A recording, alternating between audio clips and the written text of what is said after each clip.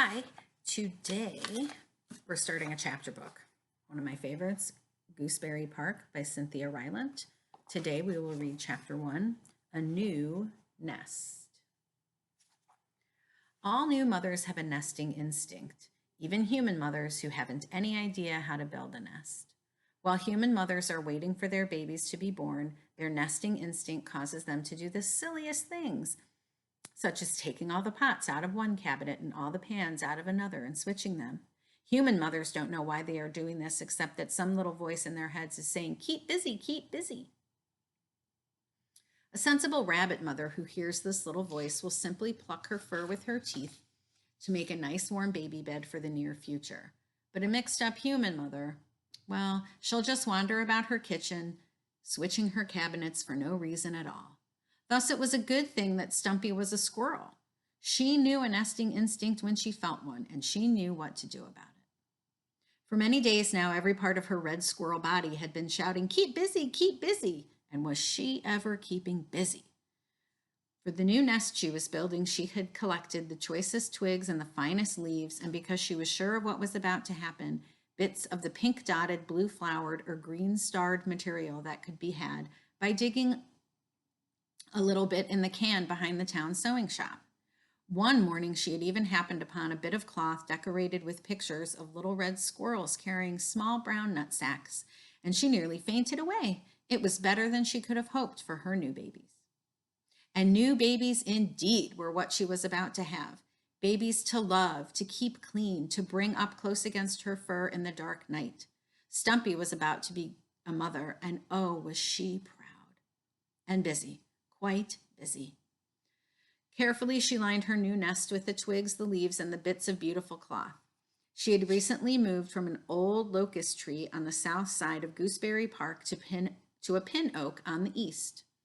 She had moved because, like most who live alone, Stumpy had been rather relaxed about her housekeeping, and her old nest had become difficult to move around in. You see, Stumpy was a collector, and her nest was full of treasures. She had tremendous energy, and after she had found as many acorns as pine cones as could be eaten by one little squirrel, she burned up the rest of her energy by collecting.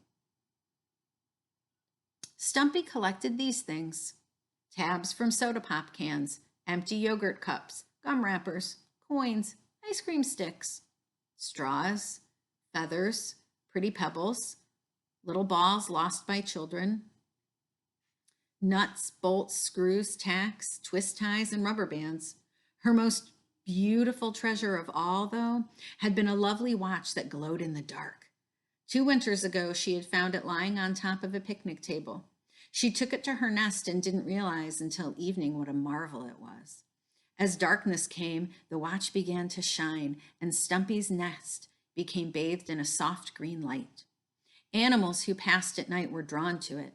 Everyone came to see it, and news spread far and wide of the glow-in-the-dark nest in Gooseberry Park.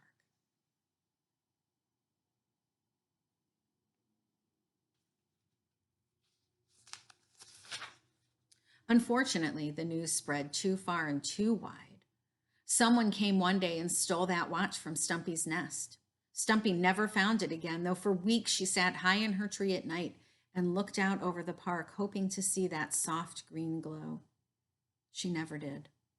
Still, Stumpy had other treasures, in fact, too many treasures, and her collection had gotten all out of control. Stumpy knew that no self-respecting mother of several young children could have her babies sleeping among wood screws and twist ties. So she found a new tree and built a clean nest and organized her collection to give plenty of room for her babies. Her friend Kona would be proud of her house cleaning. Each time she collected something new, Kona would say to her, "Stump, you've too many things." And she would say, "Not things, treasures." And Kona would say, "Stump, my owner, Professor Albert, has a chess set crafted in pure silver, a crystal punch bowl, and a set of Limoges china. That's treasure." Well, what could a Labrador dog know about treasure anyway, thought Stumpy. Kona was a good friend, a fine friend, but he had no imagination. If he had, he'd be living in the park collecting feathers and balls instead of sitting in a boring ranch house with Professor Albert. Stumpy had babies and copper pennies and even the chance of finding another glow-in-the-dark watch to look forward to. She went on carefully layering her maple leaves and flowered cloth and green twigs into a safe, warm pocket. Her friend Kona might not regard gum wrappers and ice cream sticks as treasure, but Stumpy knew the noble dog would not mistake the priceless value of new life in the tall pin oak tree. The tree that for her would be a harbor in the storm. The tree that her own babies would call home. That, my friends, is the end of chapter 1. Tomorrow, I will read chapter 2. I'll see you then.